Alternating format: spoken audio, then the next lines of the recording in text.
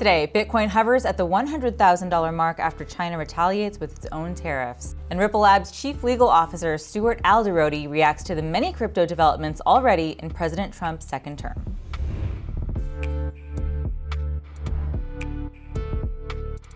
Welcome to CNBC's Crypto World. I'm Tanea McKeel.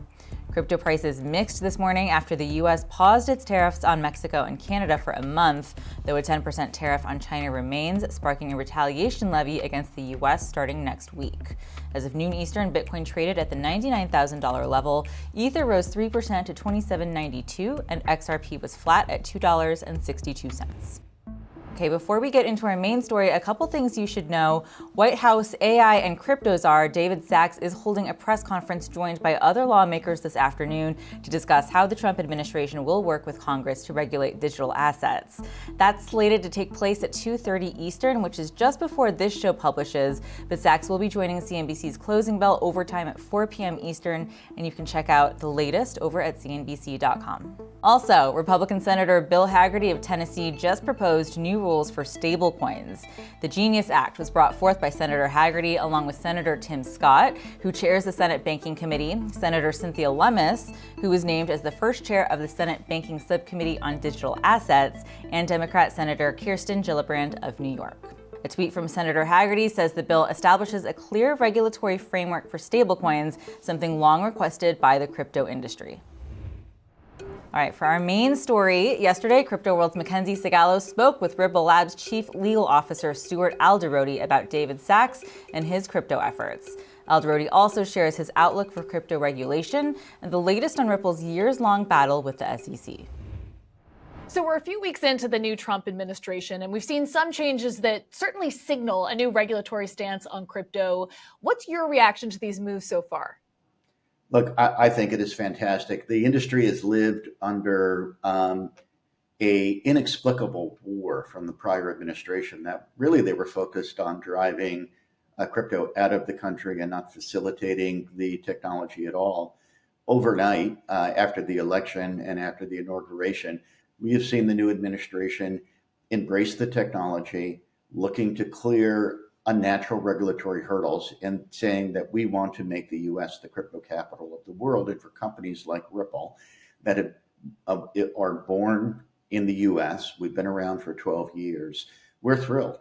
75% of our hiring after the election is now being brought onshore, where in the past, all of that hiring was happening offshore. We're looking to bring Ripple back to the U.S. and build in the U.S. So we're thrilled.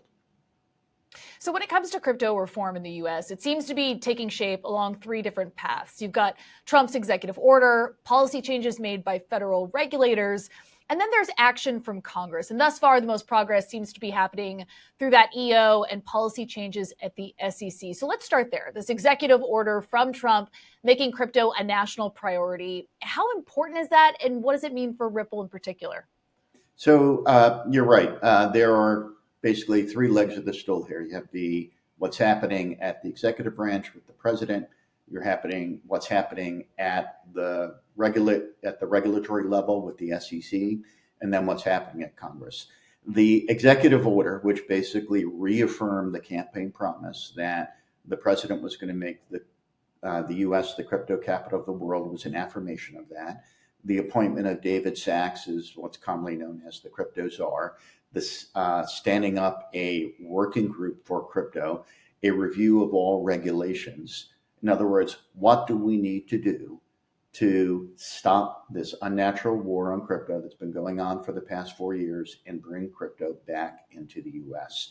That was quickly followed by, and again, independent of, the SEC, after the prior chair resigned.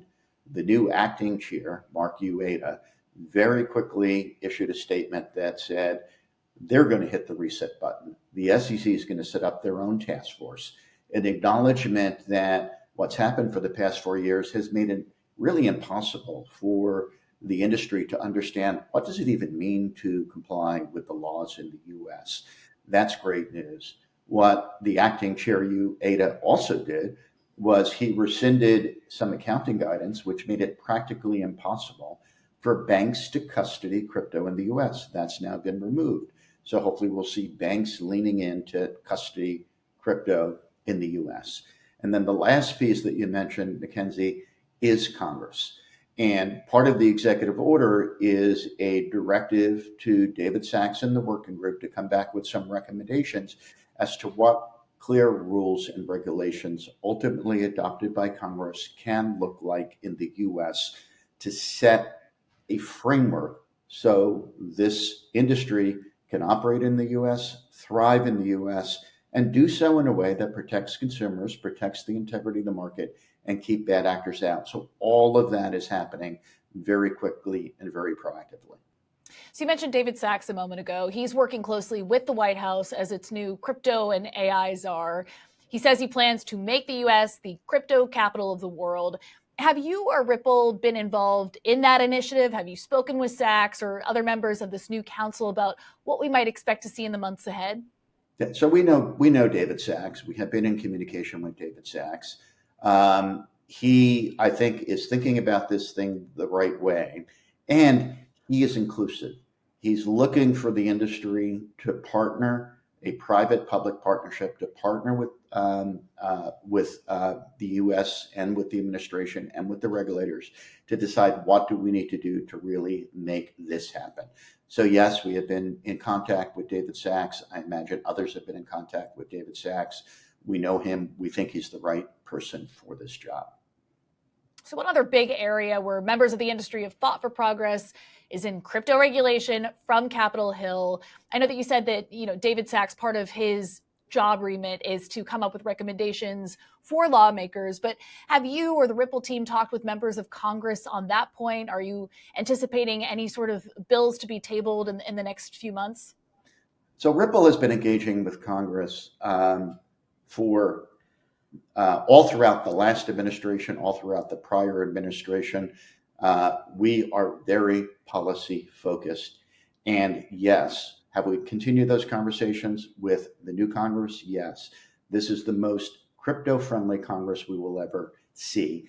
And we are in contact and with discussions. Again, this is nothing new. This is a continuation of discussions we've always had as to standing up, again, real world framework for the use adoption of crypto in the US that protects consumers, protects the integrity of the market, and keeps bad actors out.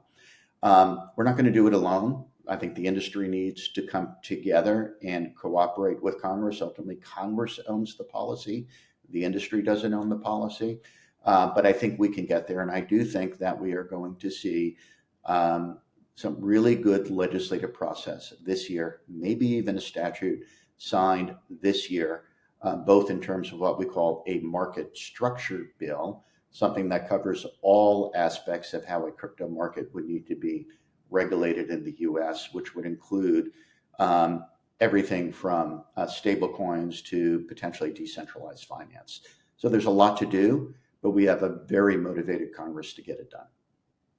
And what about Ripple's lawsuit with the SEC? Obviously, we've seen a sweeping change in policy at that regulator in just the last few weeks. And I'm wondering whether that's impacting litigation brought under the former SEC chair, Gary Gensler.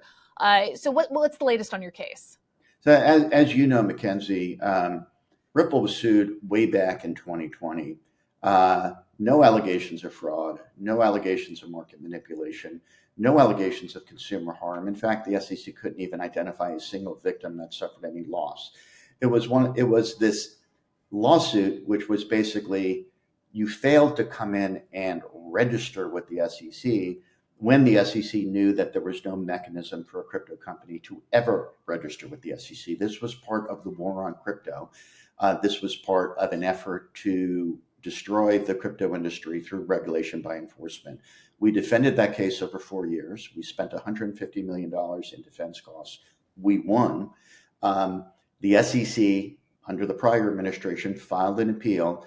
And on January 15th, 5 days before the inauguration, they actually filed their opening brief in that appeal.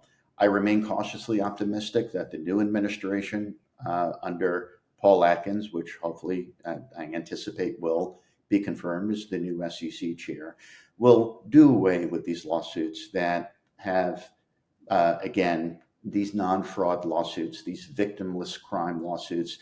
I think it's a waste of taxpayers' money. It's a waste of regulatory resources to pursue these lawsuits. So hopefully it'll be voluntarily dismissed. But until that time, we'll continue to defend. We'll file our responsive brief in the Second Circuit. But we're thinking about this really as background noise right now. We're leaning into the U.S., and we're thrilled to partner with this administration to make the U.S. the crypto capital of the world. Okay, that's all for Crypto World today. We'll be back again tomorrow, and we'll see you then.